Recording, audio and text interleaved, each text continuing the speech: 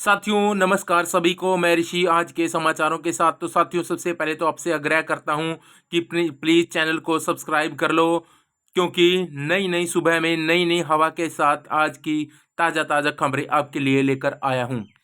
तो जो नई अपडेट रहेगी आज उसको कंप्लीट करते हैं। निपुण भारत मिशन में हरियाणा की बड़ी छलांग, 3 माह में सीखने के नतीजों में ऐतिहासिक सुधार। हरियाणा के सरकारी स्कूलों में बदला पढ़ाई का ग्राफ, श्रेणी ए की कैटेगरी में पहुंचे 53% स्कूल। 3 महीने 3.45 लाख बच्चे और शानदार नतीजे। हरियाणा की शिक्षा में बहुत बड़ा टर्न आउट। कक्षा पहली से तीसरी में सीखने की क्रांति। निपुण भारत जनगणना 2 में हरियाणा रहा अव्वल, सीखने के नतीजों में ठोस सुधार।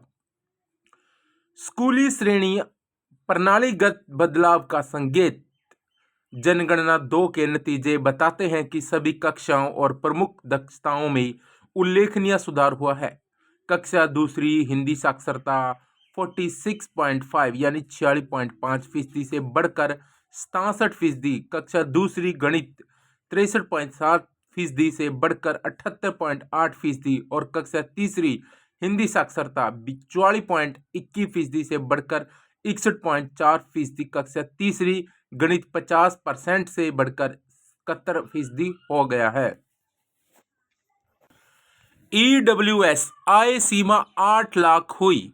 8.30 लाख परिवार और जुड़ेंगे। भर्ती व शिक्षण संस्थानों में प्रवेश के लिए लागू होगी आय सीमा। 10% आरक्षण का मिलता है लाभ।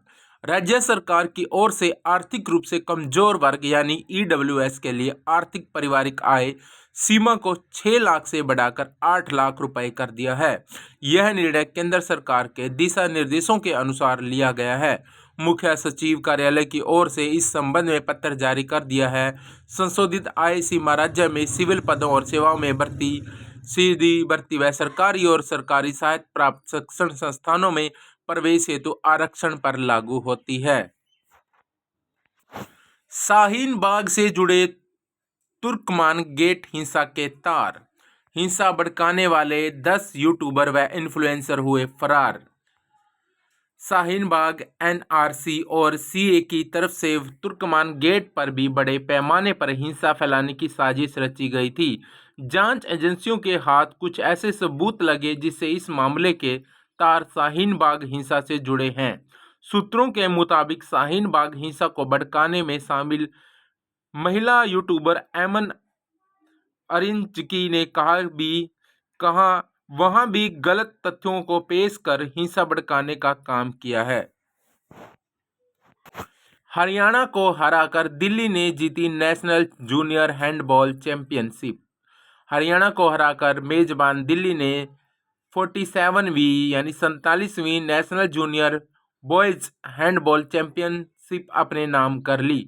फाइनल मैच में दिल्ली ने हरियाणा को 31-26 से हराया। दोनों टीमों के बीच मुकाबला कांटे का रहा, लेकिन पूरे मैच में मेजबानी खिलाड़ी हावी रहे।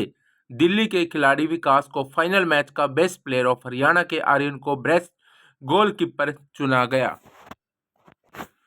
पंजाब में डबल इंजन की सरकार लाएं, वादे पूरे करेंगे।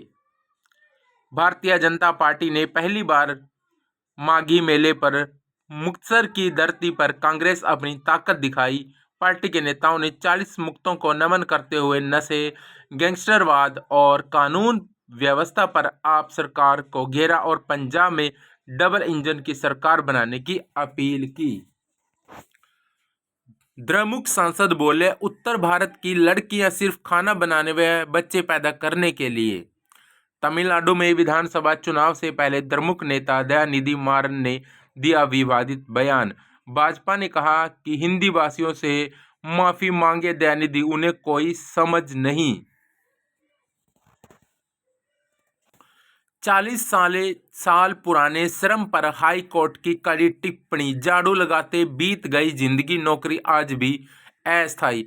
पंजाब एवं हरियाणा हाई कोर्ट ने लगभग 40 वर्षों से पार्ट टाइम सफाई कर्मियों के रूप में सेवा दे रहे कर्मचारियों के साथ हरियाणा सरकार के रवैये पर कहा कि इतने लंबे समय तक काम होने के लेने के बाद भी कर्मचारियों के नियमितीकरण से इनकार करना संविधान की आत्मा के विरुद्ध है।